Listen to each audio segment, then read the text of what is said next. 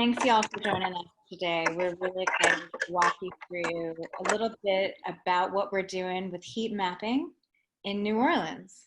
Some of y'all may know ISeeChange and use it, and thank you.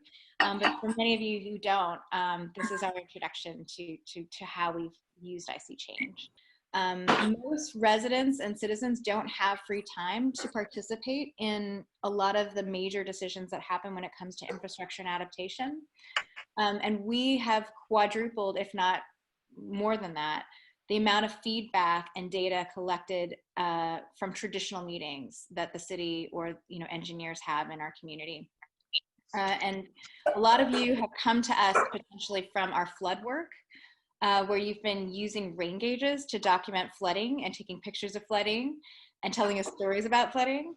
And all of that has been used. And here's an example, Sam, I'm on slide 11, of how we've used that data. Basically, we have proven that flooding happens in different ways than the model data suggests, and it impacts certain blocks worse than others. And we've influenced major design decisions across 2 multi-million-dollar infrastructure projects, specifically in the Gentilly Resilience District where we started doing this work. And as a result of that, we've gone from a nice to have service to a crucial service, according to the engineers that we've been working with.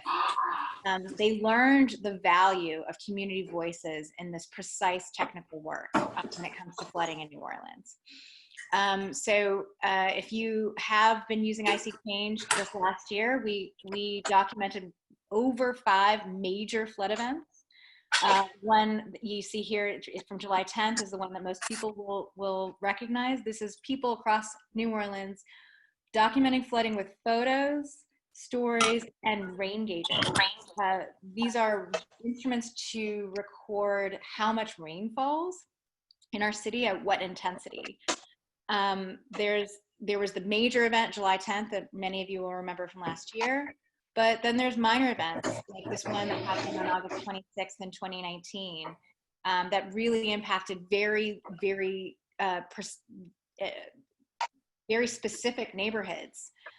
Those are the kinds of flood events that we also document that may not make the and that data is really crucial for a lot of the infrastructure work and adaptation work that we're doing in this city.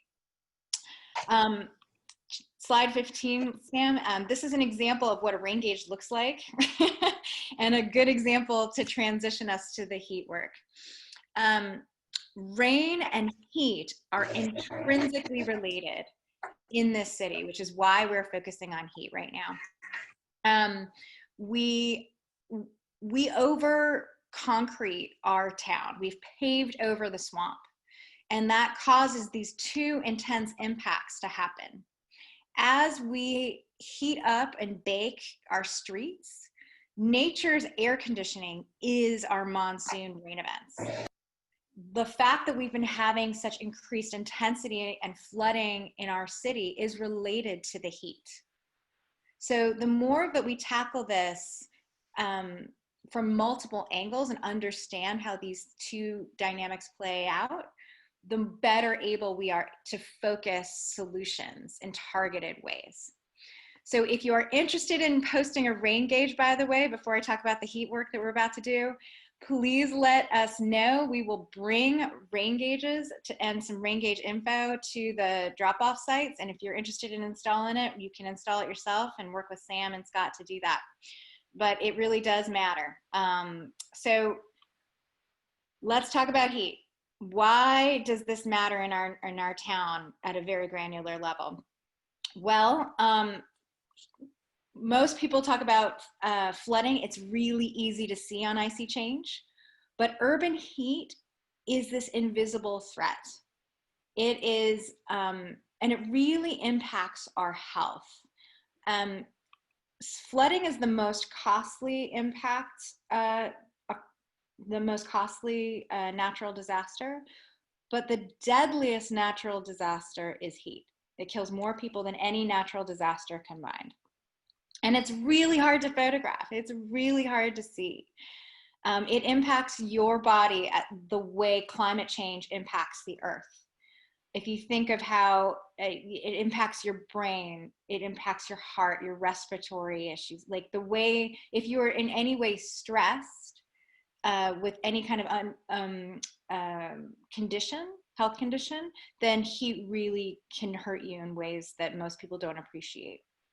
Most people don't even code the 911 calls or the ER visits during heat waves as heat strokes or heat impacted. Some medications do not work in extreme heat.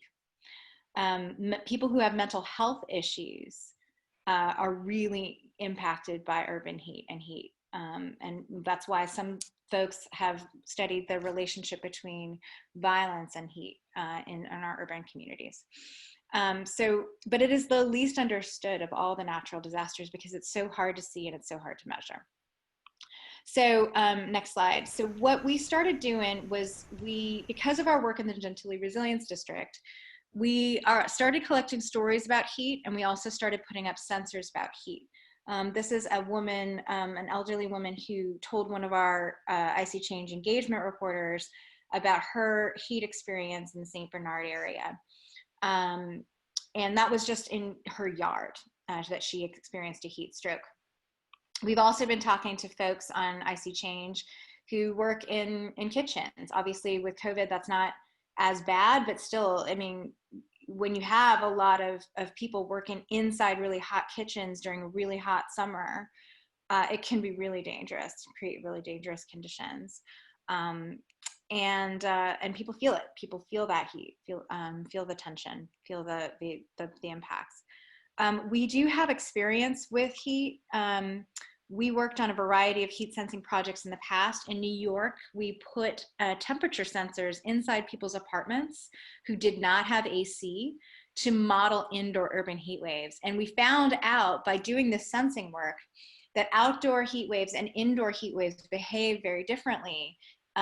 In New York, Boston, northeastern towns, they have public housing units that don't have AC.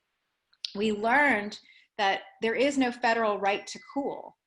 So you can't sue your landlord for the AC breaking, but you can sue them if they don't provide you with warmth in the winter, right?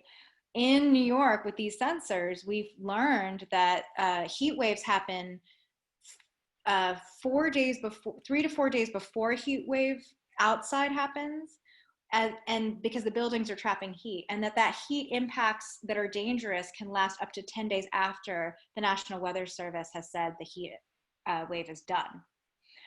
But that was in New York. We don't actually understand how this works in New Orleans, where we assume, or in the South, where we assume that most people have AC and access to AC. But we do also see unknown issues with regards to the differences on a block by block level. So we don't exactly understand what's happening inside people's homes in the South with AC units, homes that are not energy efficient. We also don't understand what's going on outside. So even though we can map heat with satellite data, if you put a sensor, and this is our partner Georgia Tech, on a block and measure heat year round at a very localized level, you will see very localized differences. So this is very few blocks away on the Georgia Tech campus. 53 days are unhealthy in one spot, and a few blocks over, it's only 7 days during the course of an average summer. So that level of granularity is happening in New Orleans. And we started seeing it also in New Orleans as well with our stationary sensors. One other big point to take away as to why we're doing this, and I think that everyone will resonate on this one.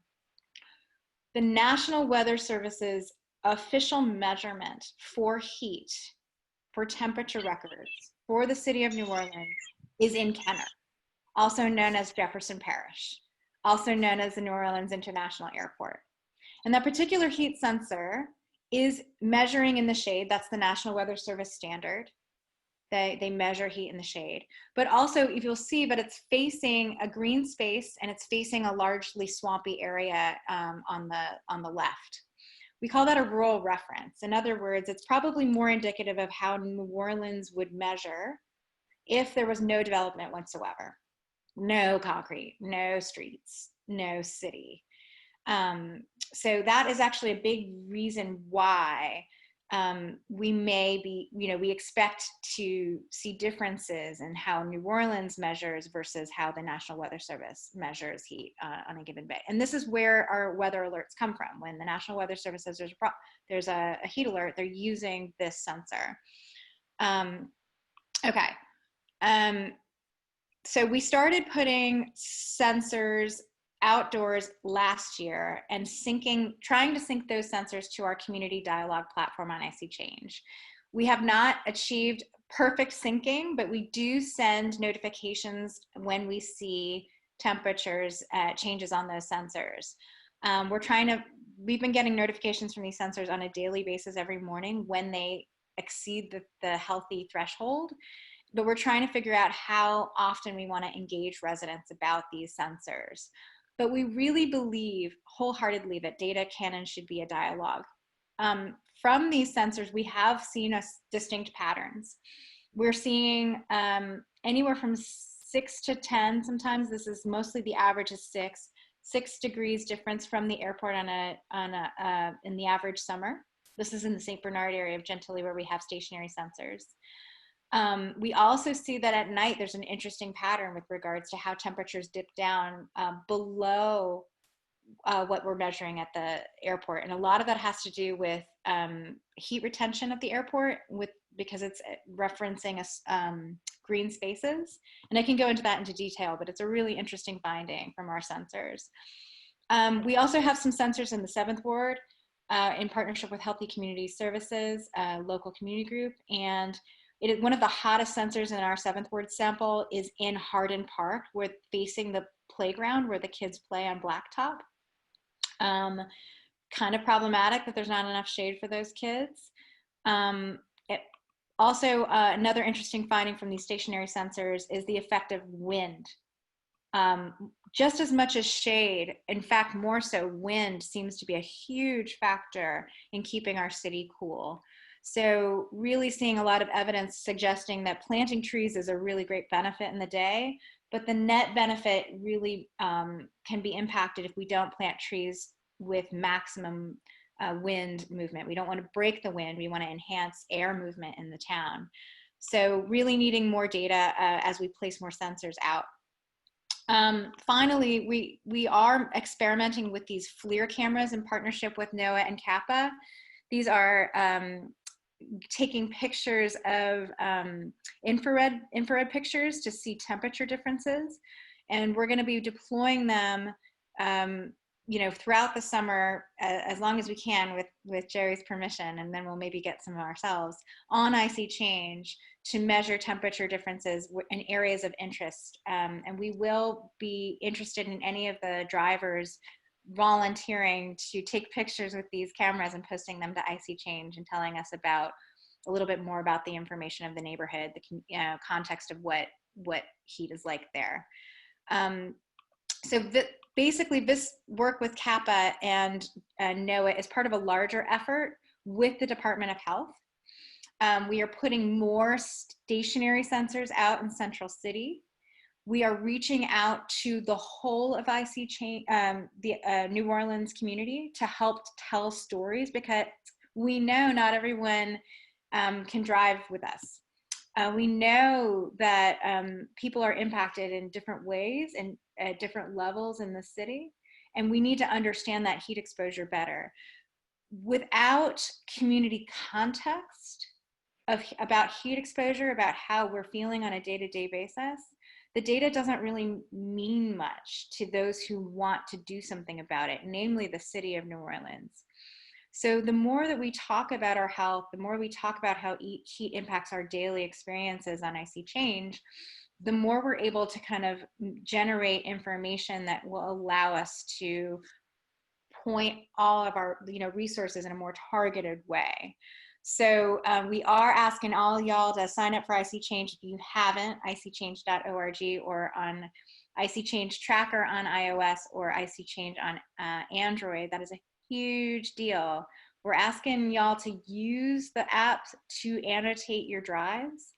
And we'll talk a little bit more about the kinds of things that we're looking for, even in terms of making sure that we're understanding the dynamics in real time as we drive, whether it's cloud cover or rain. So that's kind of why we're doing what we're doing. I hope that that landed with everybody, and we're happy to take questions at the end, but I really want to turn this over to CAPA and to Scott and CAPA to kind of go through the logistics of mounting a sensor to your car. What? That's so cool. And driving this city this weekend.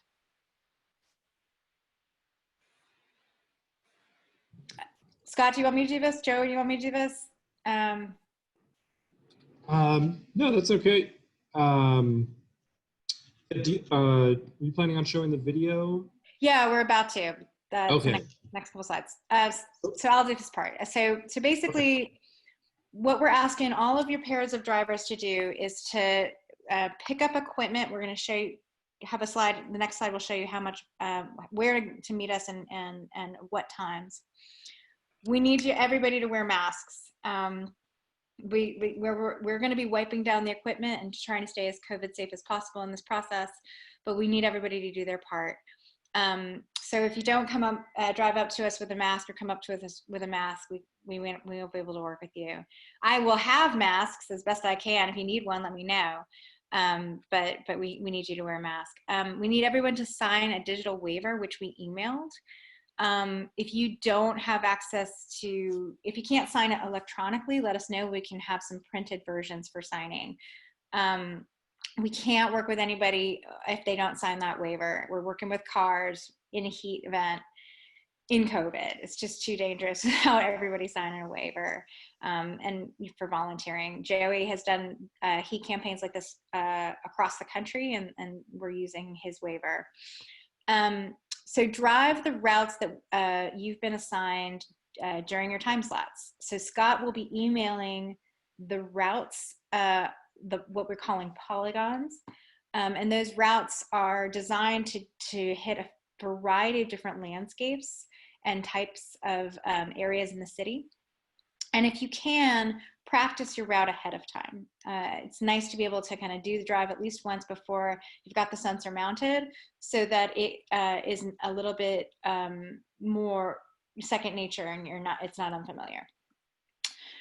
We are really dependent on the weather. That's not just about ISeeChange.org, it's all about the weather, but like the weather could force us to change our route. I mean, to postpone our route, to postpone the measurement. What we're asking everyone to do is to please sign into ISeeChange.org, create an account, and not the driver, but the navigator. If you are driving and you notice there's a lot of cloud cover, it gets dark or shady, take a picture of where you are and note it and put it into the ISeeChange database. It'll be geolocated to that location when you post it, and we'll know where on your route, at what time, where that was happening. Same for rain. If it drizzles in your part of town, but maybe not the rest of town, go ahead and note that on ISeeChange. If it legit rains, stop and let us know. And that would be a text message or a call to Scott, because rain pretty much resets the landscape. We basically are trying to to measure the baking of our town over time with sun exposure. And when it rains, it is a reset. It takes everything back down to zero, and that means we need to postpone to another day. So our monsoon means that it could rain in Algiers, but not in New Orleans East or Gentilly. And that's problematic. So we would have to stop the campaign. Yeah, if some really of this rains comparing neighborhood to neighborhood. So even if we just get one of those little cells, like we saw the other week, that only the lower 9 got rain. It was actually Algiers. Apparently Algiers flooded, so we have to send a notification, by the way. Also, if you are an ISeeChanger, we're noting flooding, and you don't post about flooding, we can't send a notification to you. So please, if you were in Algiers last week, let us know. Anyway, so that point is that rain means that we have to reschedule. So please be on the lookout for major rain. return the equipment after your shift. So if you're mapping all 3 shifts, you take the equipment and you keep it for those 3 shifts. If you're mapping 2 in a row, you'll keep it until you're done. If you're and then bring it back to us at the specific times I'm about to go into and tell you about. We will sterilize all of this equipment before we reissue it to another driver. We want everyone to participate, but we also want everyone to be safe. So again, be safe, stick to your quarantine bubble, and please drive carefully. Drive slow. We have podcasts we can share with y'all about weather and climate, and we're happy to do that. Just please drive slow and be careful. Upcoming heat work. Oh wait, what? No, sorry. Oh yeah, okay. So here are the dates and times, and again, they may change due to rain. We are going to meet at the Stop Jockin' Snowball Stand in St. Bernard. That is the neighborhood that's hosting some of our ISeeChange heat sensors. It also happens to be really conveniently located next to both the 610 and the I-10. So we can convene the people from both Algiers and New Orleans East relatively easily.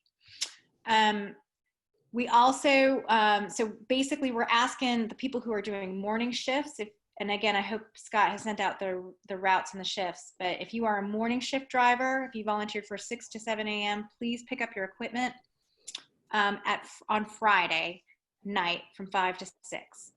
If you are, and then drive your shift in the morning and come and drop your equipment off at 8 o'clock at the Stop and Jock. We will have a tent out there, we will have a table. And we will be out there and with all our signage as best we can. If you're mapping in the afternoon, if you're doing a second shift, you do not have to bring your stuff back, just keep it. If you are driving an afternoon shift on Saturday, please come and pick up your sensors at between 1 and 2. Again, we're camping out. We're investing in Saturday right now, or just all day camping out. If you are driving after you've driven your shift from 3 to 4, bring your sensors back for between 4 and 5. If you're driving an evening shift, come and pick up your equipment at 5, between 5 and 6, and then come return your equipment between 8 and 9. If there's any rain, we have multiple notes about rain, but we're emphasizing it is likely to rain on Saturday. If there is rain, we will postpone to Sunday.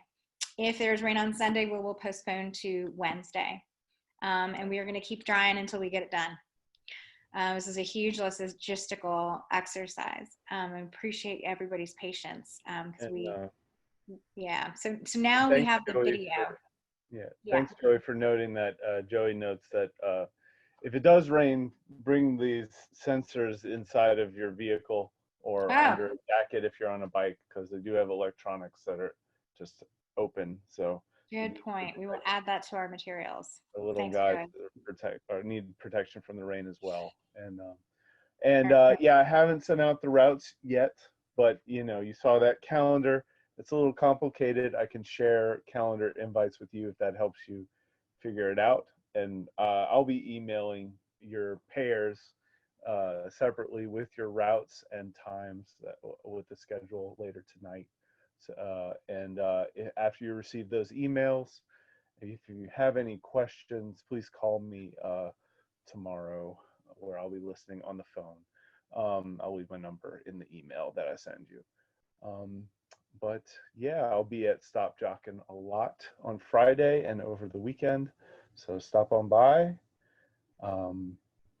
With that, I'll hand it over to Joey.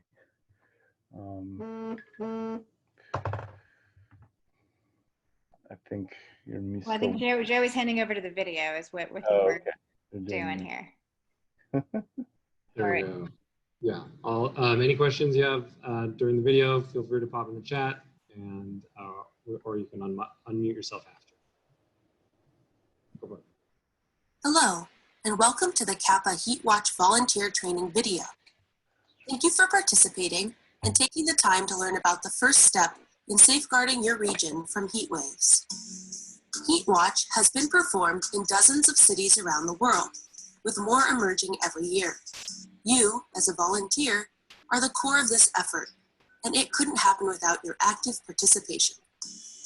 In this video, we'll be covering the essentials of a heat campaign, including the logistics for you as a volunteer and data collector.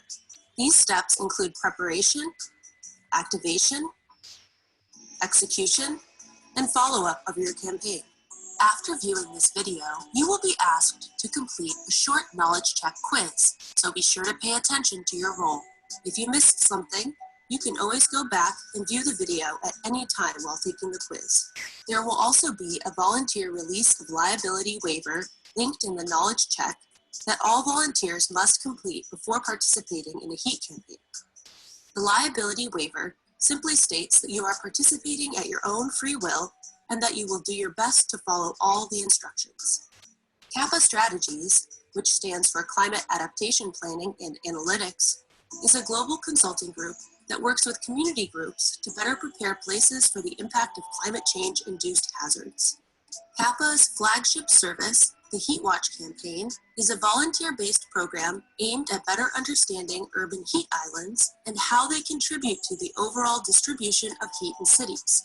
Outcomes from these campaigns have been instrumental in informing actions to improve public and environmental health. Our method of near-surface or ground-based measurements uses a combination of actual air temperatures that you collect and incorporates adjacent land cover types to more closely describe the heat we feel in much greater detail than satellites can currently provide.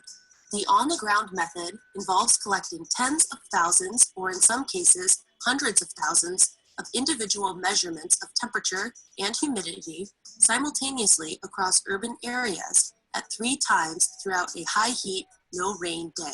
Collecting information across these timeframes helps us understand how heat distribution changes throughout the day and night. This essential phase of data collection is where your participation begins. Heat campaign volunteers drive or bicycle with highly sensitive instruments along pre-planned routes or traverses to collect these measurements. More on this later. These data points are then fed into our machine learning algorithms that examine the surrounding land cover of each data point and produce a visual model of the temperature and heat index across the entire region. Take a minute and consider, where in your neighborhood always seems especially hot on high temperature summer days? What about cool? Where would you go outside to cool off on a hot day? Why are they cooler or hotter? What aspects of that space make them more or less comfortable? Great, you're thinking like a climate scientist already. With the context set, let's next get into the details of the campaign and the important roles you'll play in helping to identify hotter and cooler spots across your region. Step 1, prepare. The step you're now beginning as part of this training is prepare. Here, you'll learn about the polygons and routes.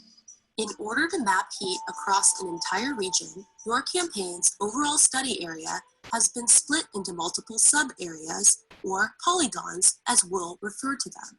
Each of these polygons contains a diverse set of land covers, such as parks, commercial centers, residential developments, and schools. Because the particular land cover at a location strongly influences the amount of heat that is felt there, collecting many data points across a variety of land covers will help inform the predictions of heat across the full study area. In data lingo, this way of selectively collecting data is called sampling, and means that we don't need to gather information from every square inch of the polygon in order to make predictions about temperature and humidity across the entire area. You will be sampling the set of land covers in your polygon by transporting data collection equipment along pre-planned routes or traverses over 3 individual hours throughout the day.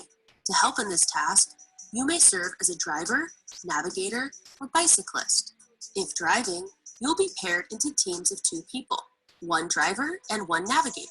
Navigators will help the driver travel safely by directing turn-by-turn directions along the route. Drivers and navigators are welcome to switch roles between morning, afternoon, and evening routes. Bicyclists, on the other hand, are asked to memorize their route ahead of time or plan stops to check their map, as navigating and bicycling at the same time is advised against for the sake of safety. Bicyclists are also asked to take special care of their health as they'll be outside exercising in hot weather. More on that later.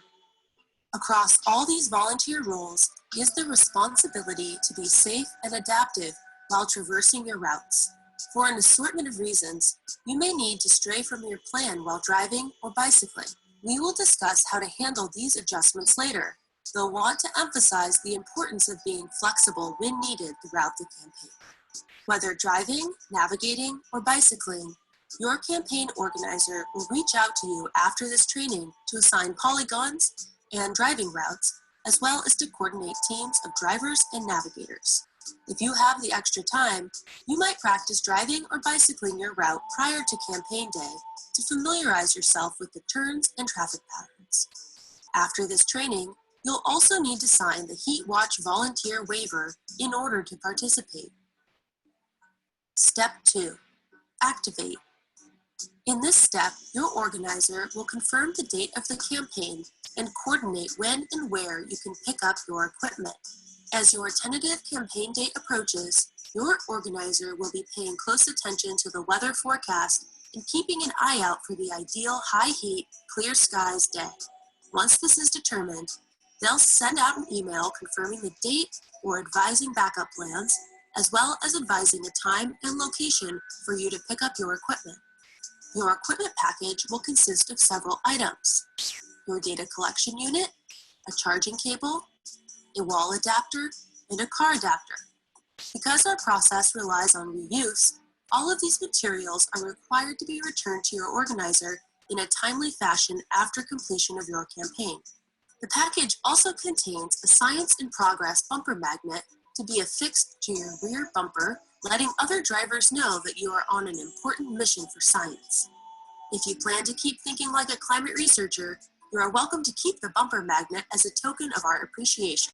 Otherwise, please return the magnet to your organizer along with the rest of your equipment after the campaign. Now we'll learn about how to install and operate your data collection equipment. The equipment is made up of a temperature and humidity sensor attached to a neck that houses the data transfer wires and the body containing the battery and data storage. The equipment should be assembled, sterilized, and charged when you pick it up.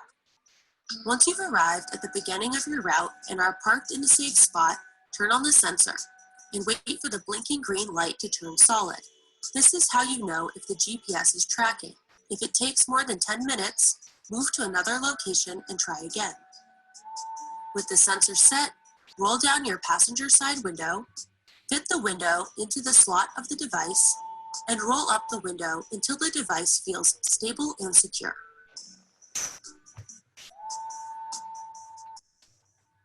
Keep your window rolled up for the duration of your route. A blinking red light indicates 30 minutes of battery life remaining. And a solid light indicates 5 minutes remaining. If your sensor needs charging, simply plug it into the car charger provided. Step 3. Execute. It's campaign day. On the designated campaign day, you'll be driving with the equipment along your same route 3 times, typically 6 a.m. to 7 a.m., 3 p.m. to 4 p.m., and 7 p.m. to 8 p.m. These times are generally seen to exhibit the most consistent weather of all daylight hours. Here is the general schedule for campaign day. At least 15 minutes prior to the first traverse, arrive to the starting point of your route, park in a safe location, and turn on and install your data collection equipment. At the top of the hour, begin to follow your route. Our software will later remove any data collected before the start of the hour, so there's no advantage to getting a head start. In order for equipment to make the most accurate measurements, vehicles should be moving between 5 and 35 miles per hour.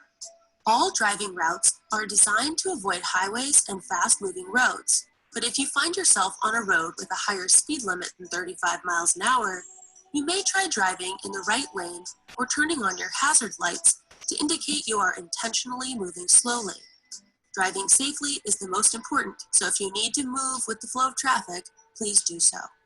Conversely, if you hit traffic and slow down, that's okay too. Also, look for and be sure to avoid low-hanging tree branches or other obstacles that might catch or knock the equipment from its position. Remember to never roll down the window while moving. It may be tempting for the navigator to take a picture out the window, but equipment can easily fall and be damaged if not secured properly at moving speeds. If you find a part of your route is blocked or has a designated detour, do your best to get back on track when you can, and follow the same path in your remaining routes. Again, your safety is most important, and more likely than not, you will be collecting usable data that will sufficiently describe your polygon's temperature distribution. If you finish the planned route early, you can continue to drive within your polygon until the end of the hour, though do try to avoid repeating parts of your route or crossing over locations you've already visited. If there is the unlikely event of rainfall or any form of precipitation during your traverse, you should immediately pull over and bring the equipment inside the vehicle or inside a bag if you are on a bicycle. If bicycling, be sure to monitor and take care of your health by drinking plenty of water, wearing sunscreen, and stopping to rest as needed. A full list of health considerations for bicyclists is available in your electronic volunteer folder. At the end of the hour, pull over at a safe location and uninstall the equipment. Once you're fully stopped, remove the device and store it in a cool, dry place, and plug into a charger if necessary. The equipment's battery life is roughly 10 hours on a single charge, and needs just 1 hour of charging to be fully restored. Repeat the above process for the afternoon and evening traverses in the same manner. After the last traverse, or on the following day, please return all equipment at the time and location designated by your organizer. Again, you are welcome to keep the bumper magnet if you would like to. If anything unexpected occurs during your traverse, like issues with the equipment, mishaps with the timing of your traverse, or rain, please be sure to convey these notes to your local organizer, who will provide a report to the data analysts. For any issues on the day of your campaign regarding equipment, technical issues, scheduling, or logistics, reach out to your campaign organizer directly by phone. Way to go! You've just served as an integral part in better understanding and preparing against extreme heat in your city. Step 4, follow-up. The last step in your rule is to engage with the results of your campaign. After your equipment is received, CAPA will begin analyzing the many tens or even hundreds of thousands of measurements collected by campaign volunteers. They will produce traverse point maps for each of the 3 campaign hours, such as these, showing the hotter and cooler points along your route amongst the other routes driven by your fellow volunteers. Analysts will also create area-wide predictive surface models for each of the 3 campaign hours, as seen here. CAPA will share the results and summary of the campaign directly with your organizer, who will then plan the release of results to media outlets and the volunteer team, typically 6 to 8 weeks following the day of the campaign. Taking a look at the maps of your traverse points and the predictive area-wide surfaces, you might consider, did the places I expected to be particularly hot show up as so? Were cooler spots as expected? What surprises did you see? And do you have any guesses as to why they might appear as warmer or cooler? Jot down your answers to these questions to share with your team. Once you've had the time to review the outputs and reflect, please take a few minutes to share your experiences, what you learned, and suggest ways for us to improve the Heat Watch program with us in our feedback survey. You can also use social media to keep track of Heat Watch programs and results in other cities around the US and world. As you're considering ways to use the information, the organizing team will be working with the CAPA team to further explore the data and implement the information into resilience efforts. Stay tuned for the opportunity to participate in future campaigns in your area, as your city team may be interested in tracking trends in heat over time. Here are your next steps as a campaign volunteer. These can also be found in your electronic folder.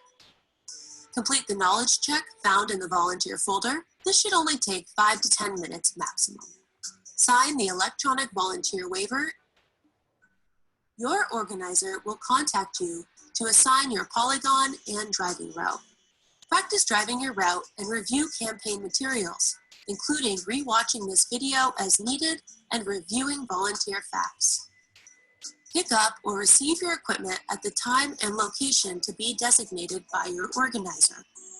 Confirm your availability once your campaign day is confirmed by your organizer. Arrive to starting point 15 minutes prior to your morning route on campaign day, and return 15 minutes before your afternoon and evening routes as well. Turn on and install your data collection equipment, waiting for a solid green light. Don't roll your window up or down until you've safely parked at the end of your hour. Drive or bicycle the same route at 3 designated times throughout the day. Return all equipment to the organizer and report any incidences. Participate in follow-up activities, like posting on social media and following future campaigns. If you have any additional questions, please reach out to your organizer through the contact information they've provided. Thank you so much for spending the time to learn about your important role as a volunteer data collector on this campaign. We couldn't do this without you. Awesome, everybody. Thank you so much for sitting through this awesome video that they put together for us. Just a few edits on that. Scott is your coordinator, so he is your direct contact. In terms of documenting your experiences, we're asking y'all to do that on ISeeChange, on our apps and on the website, ISeeChange.org, largely because we are working with CAPA and some of the other groups that we're connecting to through NOAA and the Heat Watch campaign, and that all of your photos will be geotagged on ISeeChange, so it'll be easier for us to integrate some of the data that's collected, whether it's from the car sensors as well as the stationary sensors that we have in place across New Orleans. So please use ISeeChange as your note-taking. If you see places that are of interest, that are hot, or that you find surprising in the data when we return it, if it's cloudy or if it's raining, all of those notes, all of those photos, all of those stories, please use ISeeChange for that. We are going to be amplifying it and kind of connecting it to the data sets at large. But this is our moment for questions. And we really love questions, so we appreciate them.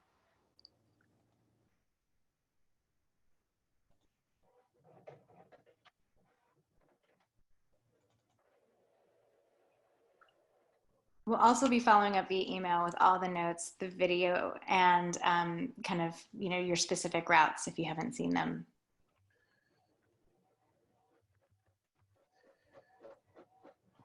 Yeah, I think a couple of people I've talked to have routes already, but I'm in the process of assigning.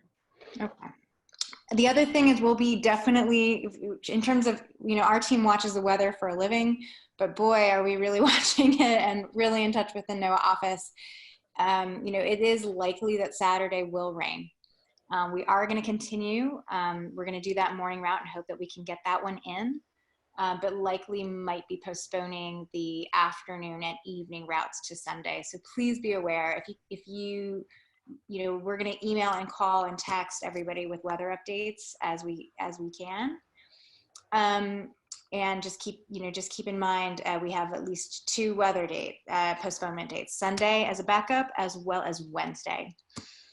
Joey's on the line if you have any questions about the data. But one other thing that I want to squeeze in, we're at the top of the hour and I want to respect everybody's time, is that we will be handing out Visa gift cards to compensate everybody for the gas that they're using to do this work, and we are grateful. We will also be handing out coupons for the Stop, Jock, and Snowball stand. So we want to make sure we celebrate that this work is being done, and we love snowballs, and we love the Stop Jock and Snowball Stand. They've been great helps to ISeeChange in a lot of our work to date.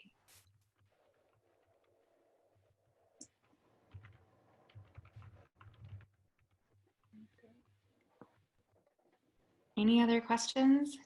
Sam, why don't you go ahead and flip over to that important dates and time slide so that everyone can see just the cadence of this. You know, it's easier if someone's volunteering to do all 3 shifts, but if you're doing one or not others, then there are specific pickup times and drop-off times. Again, we're using the Stop Jock and Snowball Stand in St. Bernard. We will send you a map if you don't, to make sure you know where it is, with a dot of where we'll be setting up our tent. And again, if there's any rain, that means we just push to the next day. Our backup days are Sunday and Wednesday. Yeah, and I mentioned this in the email, but Wednesday was a new addition after we saw the forecast for Saturday today. So if you have already filled out the volunteer form, go ahead and take a look at it again. And if you have any availability on Wednesday, add it in.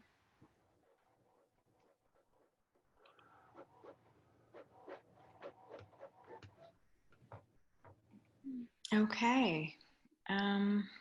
Any other questions? Well, feel free to unmute. This is a community conversation. We love to hear voices. This is not anything we've ever tried before, so we know that it's going to be room for improvement. We've done stationary sensors, we've done take-home sensors, we've done rain gauges, but we've never done car sensors. So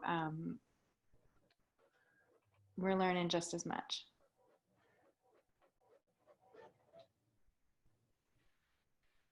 Yeah, just as a reminder, I put a link to the waiver.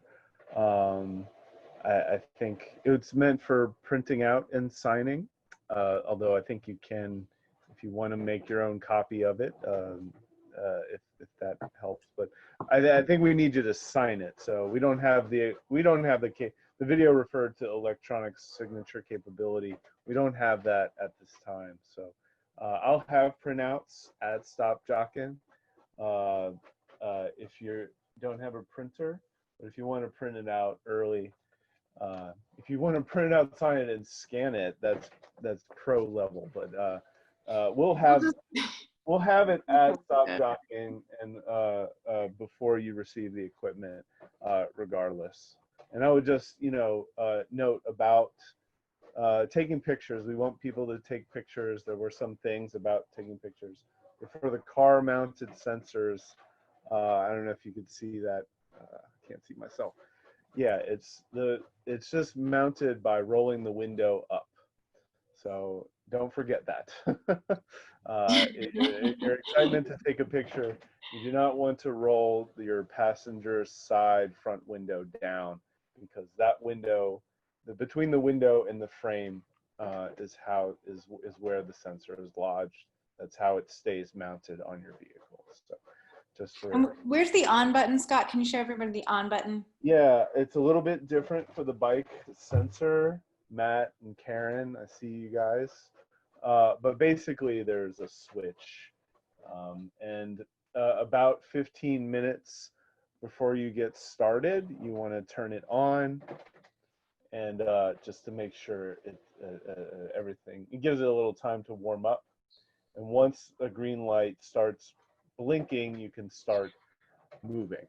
But as the video said, there's no advantage to don't start before the hour, because the data analysis is going to end up cutting that data out if you start too early. Yeah. Go ahead, John. Bungee that to our bike then? This is the car. Yeah. Version. The bike, we have 2 bike routes in mid-city to the Superdome, kind of. That's the range of different places to go.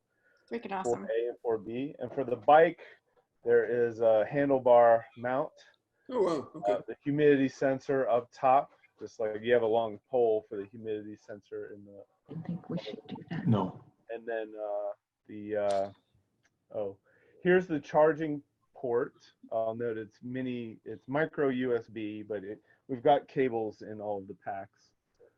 And then the switch on the back is pretty much the same. We don't have directions on the bike units, so you'll just have to remember, turn it on 15 minutes before you start and wait till the light blinks green before you begin your transect. And hopefully I've repeated that a couple of times. So well, we should write it down. We're going to have some print handouts. And I put the latest link in the chat is to the knowledge check form, which is just like a little quiz to help you remember these little things about the lights. And again, if it, we planned this when we first got the forecast, this was going to be a great weekend. The probability of rain has only increased, especially with this random tropical wave. I've never heard that before. Tropical wave coming through. So it just means if we get rain anywhere in our transect areas, we've got to scrub to the next period. We may be able to get through in the morning, and then so we'll only. Yeah. We're really looking at the afternoon and evening routes likely happening on Sunday or Wednesday. So if you're a morning route, we are go probably, but we'll keep you posted. And special shout out to the bikers. One, major props. We love you. Number two, if this is too much of a ride for anyone who's volunteered to bike, we will take a driver, not a problem. If you can help us annotate on ISeeChange your experiences, that is a big deal. We've had some bikers posting in the past about how they don't have cars and can't get to the grocery store, or how they want to drop their kids at school, but it's excruciating. And the city is particularly interested in transit notes about heat. When it comes to where we solve these issues, there are two major ways to do it. 3, keeping our streets cool in public spaces, and alerting residents about heat conditions, and then providing spaces or opportunities to relieve those, either with energy efficiency improvements or cooling centers. So those kinds of details help a lot, and ISeeChange is where we put those things. The things that we cannot model with a temperature sensor, or the things that we feel, the things that we know about our neighbors, and those kinds of details about what kinds of solutions we'd like to see in our city in regards to this very difficult to solve problem. So anyway, just want y'all to know that everyone's feedback and participation is so valued, and stay safe if you are biking. Please be aware. We've had some folks that already have on the DL told us about health issues that they've experienced on ISeeChange, and that's a big deal to be safe. Go ahead, Joey. Thanks. I'll just add one point on the bike unit. I just dropped in a document into your volunteer resources folder on how to install it. It's pretty straightforward, but the switch should be facing back to you. So the curve face is facing forward, a little aerodynamic, and the switch facing back to you. Great. All right. Any other questions? I have babysitters, so also known as my husband, so we can stay on as long as anyone needs. Karen and Elizabeth, or Elizabeth and Karen asked, about, since they can do both. I would offer you the bike route first, and let's just talk about it over email. Which one you do. All of the bike routes are in kind of the city park. They're east of the expressway and they're west of Esplanade. Or is that right? It's in that area. So that's where we actually have bike routes right now versus where we want bike routes too. Yeah, that's correct. It's kind of like from the cemeteries. Yeah. And then there are some traversing under Claiborne Avenue, but it's at Sure. safer points. Sure. So from Rampart to City Park Avenue. That under Claiborne Avenue would be real helpful for a lot of the other ISeeChangers who are interested in reporting flooding there too. So that's really cool. And not to mention the heat experiences of under the overpasses has also been mentioned as like it's an important thing to capture, even though Yeah. capture Hi, John. That brings up an interesting question. When you are driving a route and say you're along an overpass and there's one lane that's in shade and one lane that's in sun, are you supposed to commit to one or the other? Great Because question. you're obviously That's a good question. getting different, vastly different readings. I'll take that one. In general, you can drive closest if it's safe to the right side of the road, so that we're picking up most closely the land cover that is adjacent to the road. Okay. But what we would typically see is the shade is providing some cooling of the surfaces in the air. The other side is the sun heating up the surface and the air, and there's certainly a mixing of the air there that we would measure. So as you'll see kind of patterns between more like blocks and neighborhoods that are cool and hot.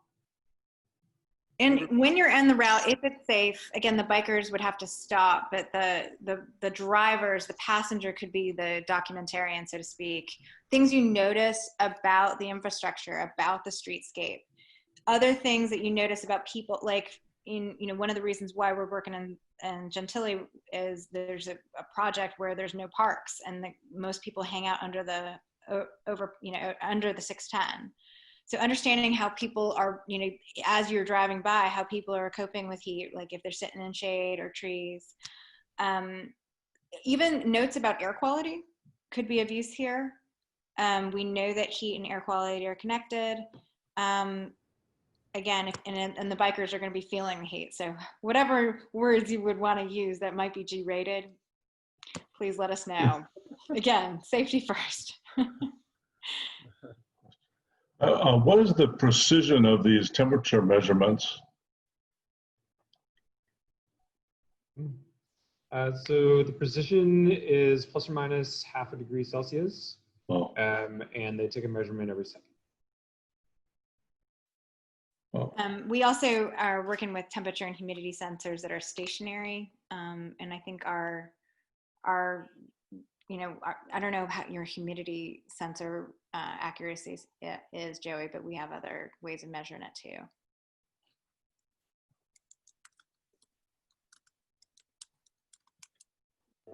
Accuracy of humidity is plus or minus 2%. Oh, yeah. And just for sakes, these are not so accurate, but just as kind of a keepsake, we will be distributing these small digital thermometers to people. They're made for cigar humidors, actually. A humidity reading in large thing, but this is kind of the lowest cost little temperature sensor that we could find. That's just for you. I think I'm using it in a different part of my house. I have a central air system, but there's one part of the house that's always a little bit hotter, and I'm just using it to kind of track that. Actually, we have an update on those. Those are hygrometers, so they are measuring temperature and humidity. We are handing those out at scale. Like I think we're looking at handing out 50 more of those, and asking people to keep them in relative areas of interest around their home or the community, and actually putting the quantitative data entry into your ISeeChange post. So beyond this heat campaign, this conversation does not stop.